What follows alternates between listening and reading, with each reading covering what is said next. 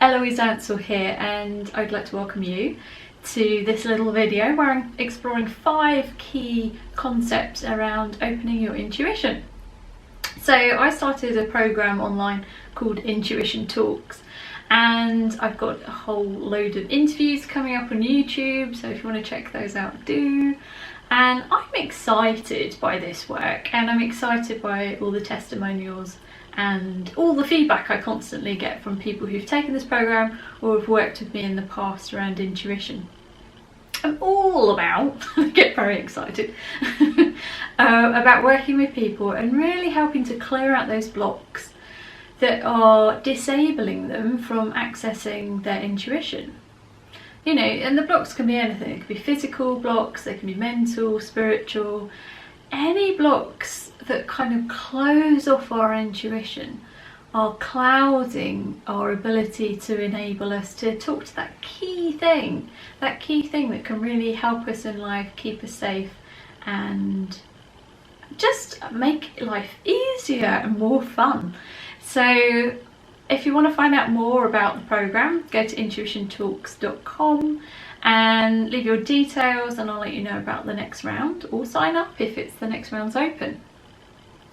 So I'm going to share some key concepts with you today that you can put into action straight away to really start to, enable you to start working with your intuition. Now, the key thing is that we are all intuitive. Yes, even you.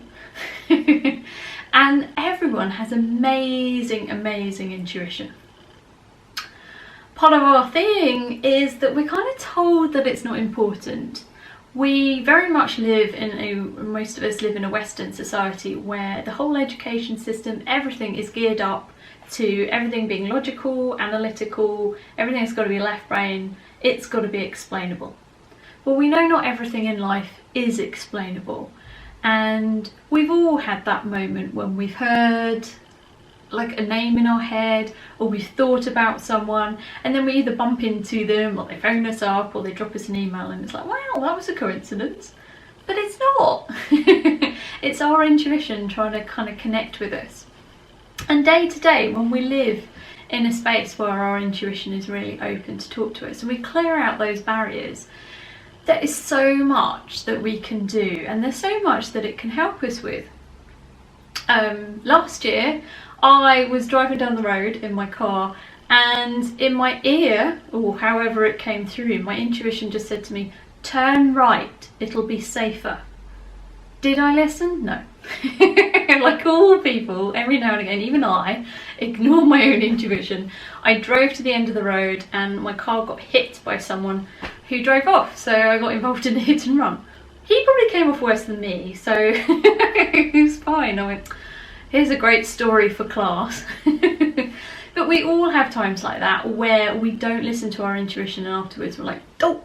It's like, even me, we still do it, and trust me, these instincts get less and less. But how cool was that? My intuition managed to tell me that I was going to have an accident like about 30 seconds beforehand. In the plainest English it could. Now, the reason why my intuition can be that strong, so coherent and clear, is because I work with it regularly. I spend hours every week working with clients using my intuition, and I teach it, so I kind of live and breathe it. Not all of us have that space, and we can still make friends with our intuition and get there. We just need to put some work in. We've all got intuition, we just need to clear all the blocks and the barriers to being able to open it up, learn to trust it again, and make it our best friend. So that's what I'm all about. If you want to find out more, come and check out all my stuff. So my 5 keys to helping you to open up your intuition.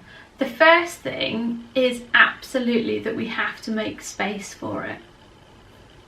There's no magic here.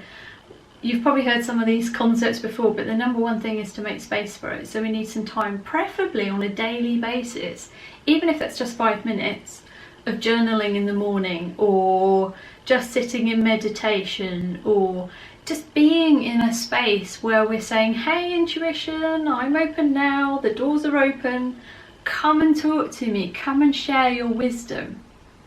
So we need to make that space. And quite often it's really good if you have something like structured which helps you to feed the intuition. So for some people, like writing in a journal, and I don't mean typing because that's a very left brain thing. We need to physically write because that engages both the left and the right brain. Something like that, or maybe just putting your audio on your phone and having a wander around and chatting and exploring something. Try different things to see what works for you, but it's important to make that space, to give your intuition time when it goes, okay, now I'm listening.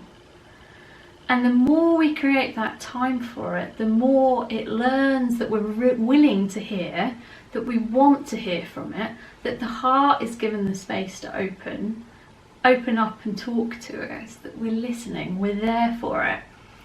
And then over time, it's easier because those neural pathways, or whatever it is, that gets marked and kind of walked through every day when we spend that 5 minutes, those neural pathways get stronger and our intuition can come in even quicker.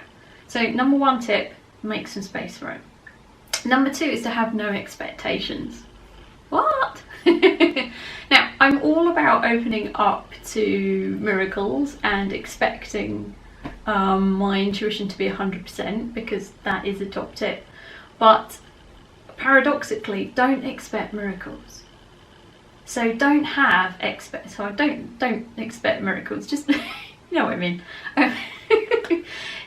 Have no expectation of what's going to come up. Sometimes we need to create a space where we're not going to judge it. In the early days, you need to learn to make sense of what it's saying. So you need to have that dialogue open by making that space. And you need to have come from a place where there are no expectations to what information you're going to get, because it might not make sense at the time. So don't expect it to come through 100% crystal clear in a visual picture that's like a photograph and it's going to be 100% accurate. All of your filters and everything else in your brain is still getting in the way. So you aren't going to get it 100% right straight away, but you need to listen. And listen for the things that don't make sense. The clues, the subtle clues. So don't have expectations on how the information is going to come to you. So if you're a very visual person, you might hear it, you might think it, you might feel it. When I'm working with clients one-to-one, I feel everything. I feel in my body where their blocks are. And that's how I'm wired. But sometimes I hear it, like with the car, and sometimes other things happen. So don't have expectations as to how the information is going to come in. But what you can do is ask quality questions. So this is tip number 3. Ask quality questions. So if you want to sit at the beginning of the day and say, okay, what do I need to know today? Or, you know, what's going on that I need to be aware of? They're good questions, actually. Don't start asking how or why, because if we come from a place of having an expectation of how the information is going to come, and an expectation of wanting to know how things are going to turn up, that's not going to work. We need to be open for things to come from weird ways. So just asking open questions, and anything beginning with what is a really good question to ask. And you can sit with that question and journal about it, or think about it, or meditate on it.